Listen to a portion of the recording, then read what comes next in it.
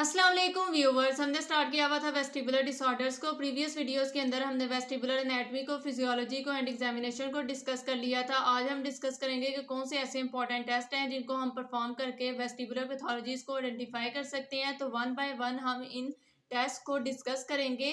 इन test के names के बारे में आपको मस्ट पता होना चाहिए और साथ ही कि इन टेस्ट को हम किस तरह परफॉर्म करते हैं। तो इन सब चीज़ों को आज हम डिस्कस करेंगे और वन बाय वन।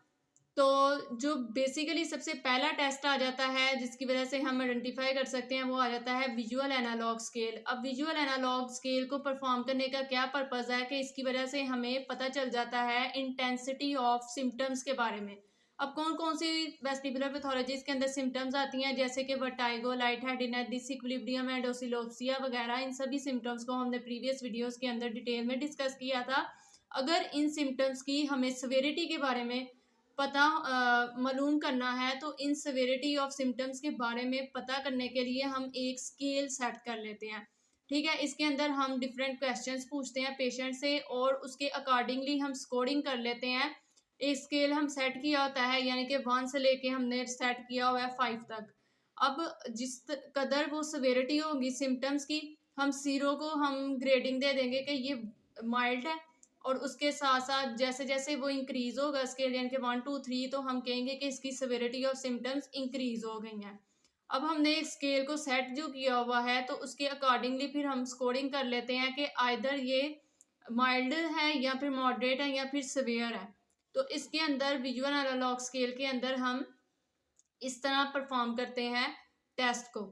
ठीक है, देन आ जाता है नेक्स्ट टेस्ट जिसको हम कहते हैं डिजीनेस हैंडीकैप इन्वेंटरी। इसके अंदर हमने क्या करना होता है कि इसके अंदर हम पेशेंट की परसेप्शन को ही चेक करते हैं कि उसकी परसेप्शन क्या है अबाउट द डिजीज़ के बारे में, इम्पेयरमेंट्स के बारे में। तो हम पेशेंट से ही डिफरेंट क्वेश्चंस को पूछते हैं।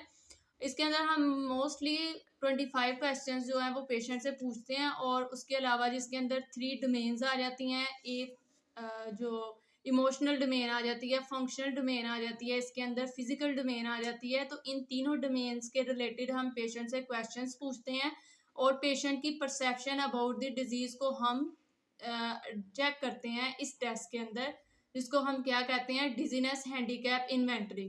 फॉर एग्जांपल हम फिजिकल डोमेन के अंदर क्या पूछेंगे कि आप ऊपर देखने से सिम्टम इंक्रीज हो रही है, वॉकिंग करने से सिम्टम इंक्रीज हो रही है। इमोशनल डोमेन के अंदर हम कैसे क्वेश्चन पूछेंगे जैसे कि अगर आप लोनली तो नहीं फील करते, अफ्रेड तो नहीं है, फ्रस्ट्रेशन तो नहीं है अपनी प्रॉब्लम्स को लेके। उसके अलावा हम फंक्शनल डोमेन के अंदर पूछते हैं कि आपकी जो एक्टिविटीज़ हैं वो कितनी लिमिटेड हो गई हैं, आपकी जो यानी कि एक्टिविटीज़ कितनी लिमिटेड हो गई हैं, सोशल विड्रॉल तो नहीं आ गया इन प्रॉब्लम्स की वजह से। तो ये सब कुछ हम जो फंक्शनल डोमेन है उसके अंदर ये क्वेश्चंस पूछते हैं।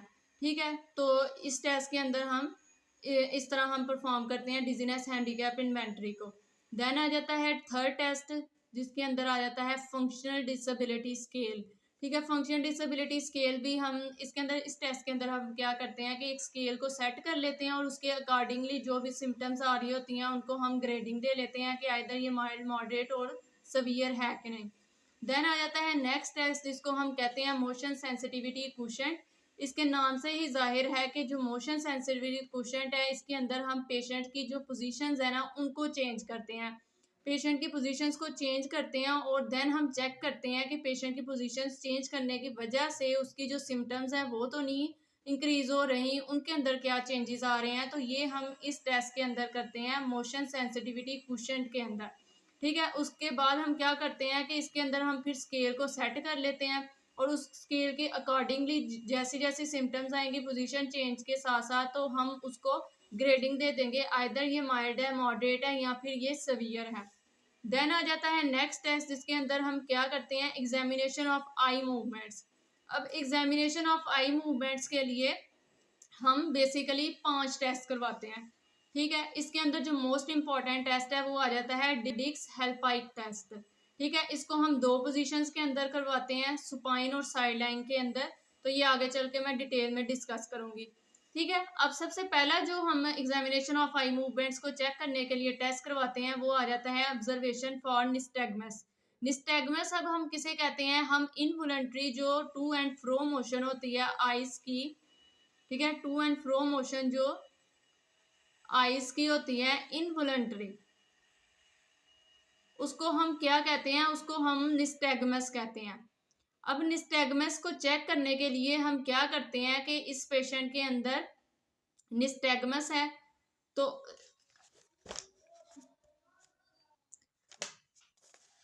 ठीक है, ऑब्जर्वेशन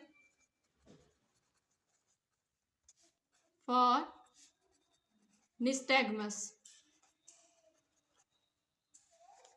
ठीक है, तो निस्टैगमस की जो काजेज होती है ना, कौन कौन सी पैथोलॉजीज हो सकती हैं। ठीक है, पेरिफेरल पैथोलॉजी की वजह से भी निस्टैगमस हो सकता है और सेंट्रल पैथोलॉजी की वजह से भी निस्टैगमस हो सकता है।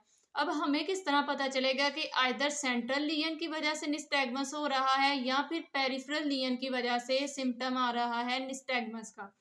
ठीक है, अगर तो पेरिफेरल लीजन होगी तो इसका हमें इस तरह पता चलेगा कि इसके अंदर 2 कंपोनेंट्स होंगे।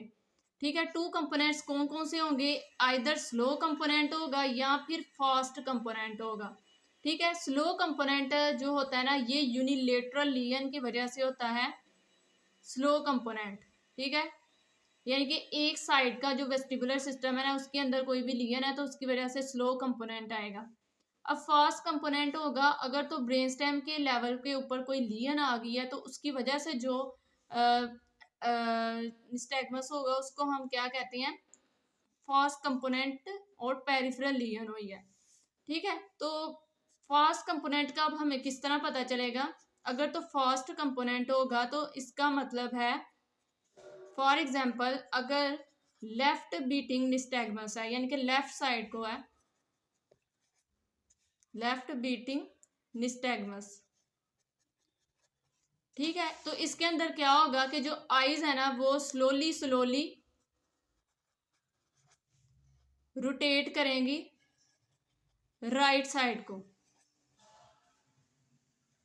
ठीक है, लेफ्ट बीटिंग निस्टैगमस है मतलब कि लेफ्ट साइड को आईज ना रोटेट होना है, लेकिन सबसे पहले क्या होगा कि स्लोली रोटेट करेंगी eyes toward the right side, और फिर क्या होगा कि जब स्लोली रोटेट करेंगी right toward the right side तो उसके साथ क्या होगा, देन रीसेटिंग हो जाएगी eyes toward the left, toward left side.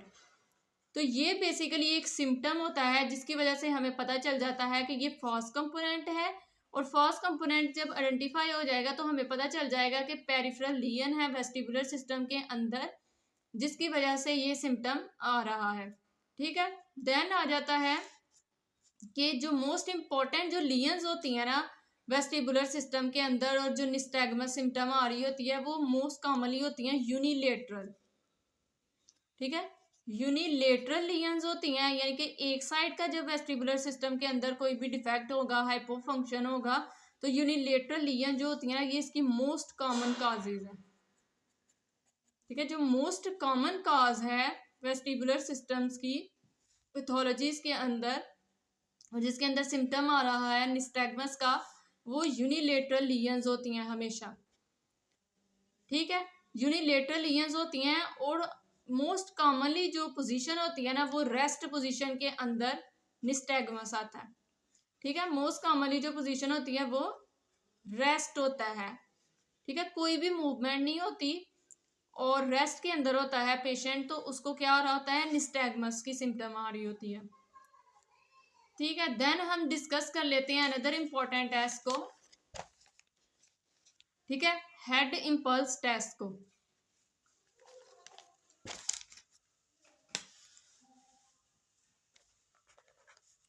Head impulse test. ठीक है, अब इसके अंदर हमने क्या करना होता है कि इसके अंदर जो, ठीक है, इसके अंदर हमने जो पेशेंट होता है ना उसके हेड को रोटेट करना होता है और हमने उसकी आईज की जो मूवमेंट होती है ना उसको हमने चेक करना होता है कि जो आईज हैं वो किस साइड को रोटेट हो रही हैं। ठीक है, अब इसके अंदर क्या होंगे, 2 पर्सन होंगे। फॉर एग्जाम्पल वन जो है वो क्या है, फिजियोथेरेपिस्ट है,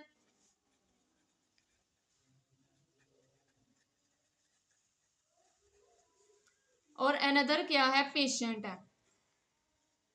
अब हमने पेशेंट को टास्क देना है कि उसने ठीक है, कोई भी टारगेट जो है ना उसकी तरफ उसने देखना है।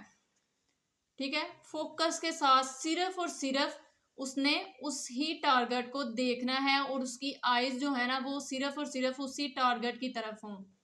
ठीक है, अब फिजियोथेरेपिस्ट जो है ना वो क्या करेगा, उसके हेड को रोटेट करेगा। जब उसके हेड को रोटेट करना है तो हमने उसकी जो आई की मूवमेंट्स है ना उसको हमने चेक करना है कि क्या वो जिस तरफ हेड रोटेट हो रहा है उसी साइड को रोटेट हो रही हैं।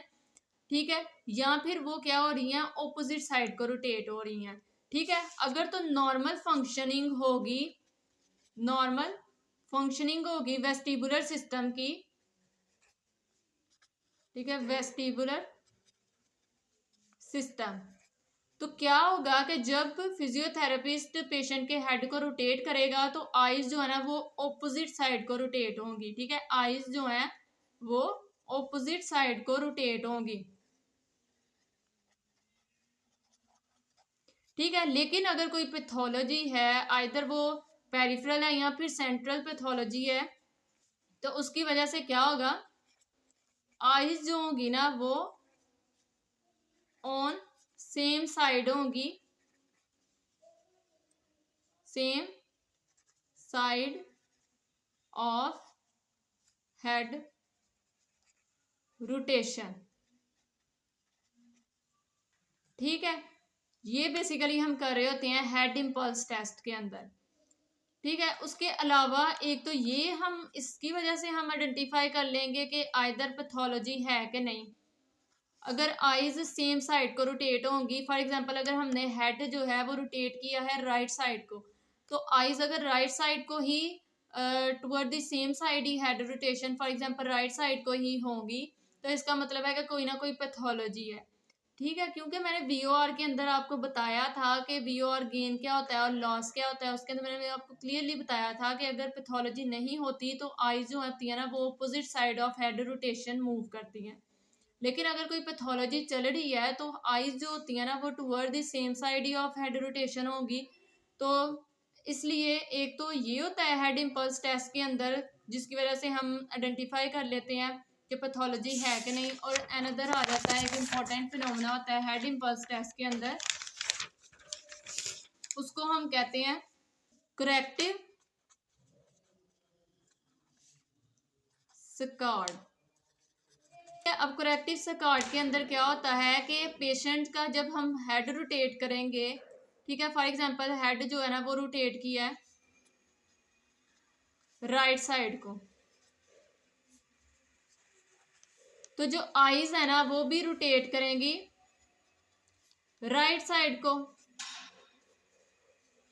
लेकिन करेक्टिव स्कार्ड के अंदर क्या होगा कि आईज जो है ना वो करेक्शन की तरफ जाएंगी, यानी कि आईज रोटेट करी राइट साइड को, लेकिन क्या होगा कि थोड़ी देर में ही स्लोली जो है ना वो आईज जो है वो फोकस करेंगी ऑन दी टारगेट पे।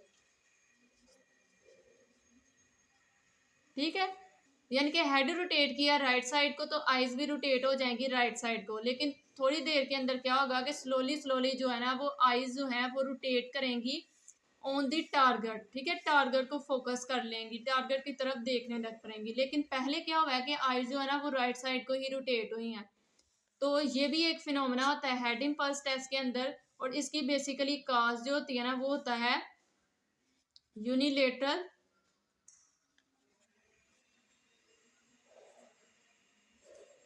वेस्टिबुलर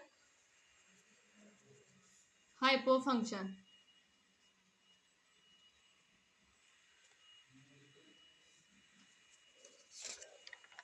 नेक्स्ट टेस्ट आ जाता है head shaking induced nystagmus test. इसको हम नेक्स्ट वीडियो के अंदर इंशाल्लाह डिस्कस करेंगे। अब तक आपको कोई भी मसला हो तो आप कमेंट सेक्शन में पूछ सकते हैं। अल्लाह हाफिज।